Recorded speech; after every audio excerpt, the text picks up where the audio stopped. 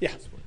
Again, I'm just wondering with the view toward urban agriculture, if you're doing that and you have that membrane, the plastic membrane, how, it would seem like some of the toxins from that would leach into what you're doing. Does anyone have any statistics on this at all, or knowledge or some place to go to find out? It doesn't seem safe. I wouldn't want to do that. If I was doing a normal garden, I wouldn't have plastic. So we don't have the answer to those questions, but if you'll fill out that form that says that's the kind of thing you want to network with people, because I know there is or was somebody here, there's Erin that does urban agriculture. I don't know that she can answer your questions, but she's into that part of the, I'm not even sure I would call it the Ecoroofs, but let's say it's a part of the Ecoroof stuff. So, yeah. Sometimes if you're using a root barrier or one of the drainage mats, I mean, the water wouldn't necessarily be touching that roofing material. It's being intercepted for runoff before it gets to that layer. Yeah, that's all part of that discussion. So, yeah, if whether that's accurate exactly or not, as it relates to food production, we don't know the answer.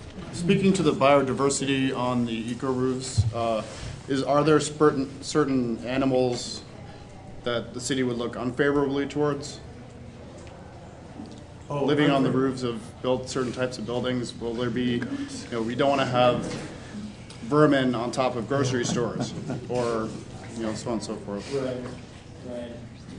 Is there anything we could do with the eco-roofs that would make things worse than they already are? That's what I'm thinking is, if we're on the ground, we're doing our, of course, to eliminate any vermin or those types of things coming in, but I'm trying to think about any avian species or bugs or those kinds of things that we haven't actually been asked that question, but it's something to think about, I guess. Could happen. Yeah, it could. I kind of look at this as a sharing of ideas and experiences. Somebody told me about corn gluten meal on a roof attracts rats because it's corn-based. It attracts rats anywhere that it's open. Okay, yeah. so that was one thing. I have some in my garage. Oh, do you? And then I heard about a job in Seattle where, and I don't know how you would design around this, but the crows were pulling out the plugs. Yeah, that happened up here. That's what happened. Right. Oh, really? And whether they're looking for bugs or using it for nesting. And then the last thing I wanted to point out was we kind of experimented at the nursery with mulching. And if you do a hydro mulch, you have to do it really lightly because the sedums are so sensitive to contact of moisture to them. And obviously we're at a nursery, so we're watering a lot. But one thing we did notice is that some of the sedums would actually rot when they were contacted by too much moisture in a mulch. So just beware. Yeah.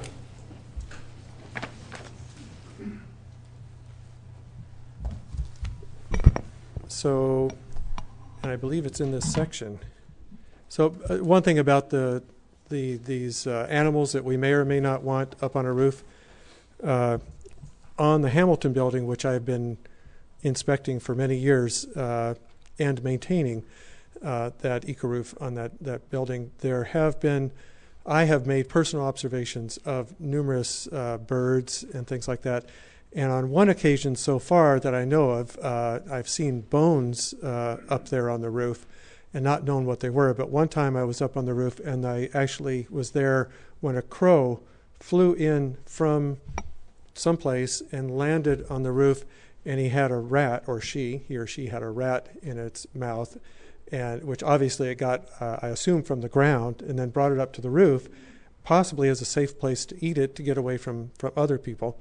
But the rat was dead, and the only reason it's not in this presentation is my colleagues would not let me put it in because it was so gross looking. I thought, well, this would be really good information for people. Yeah, it's not the anatomy of an Ecoroof. Yeah. So, yeah, a lot of what goes on in the urban environment. And, we work for what used to be called the Sewer Bureau. We're environmental services, but we deal with all the sewage that is created in town. And so, within our combined sewer system especially, we have a lot of rats. And all metropolitan areas that have combined sewer systems, we have rats is part of what's in our combined sewer system. besides just the fact that urban areas have rats, right? So anyway, a lot of these issues we already have, and so it is an interesting question. Does the Ecoroof make it better or worse? There's another project in town where the owner of the Ecoroof actually observed red-tailed hawks landing on the roof. And this was on an old building that the Ecoroof has been removed. But our conjecture was, well, perhaps the red-tails were actually landing on the roof because it's an old building. And they, you know, when you go through those old stairways and they have the rat traps in the stairway? Have you been in buildings like that? You know what I mean? The little black plastic box that has a hole in it to catch rats. So this building on all the stairways, it has that. So anyway, so we thought, well, maybe the building has so many rats, they're up on the roof, and the rats are trying to find food in the Ecoroof, and then they're easy prey for the red tails to swoop down and get them. So then the Ecoroof actually becomes something that helps facilitate the removal of rats. Free of charge by the red-tailed hawks. Anyway, so... I just wanted to mention, for those of you who came in late, we were handing out a larger version of that matrix of the soil, and so I put extras out on the table out front, so maybe grab those during your break. There's a stack of them out there.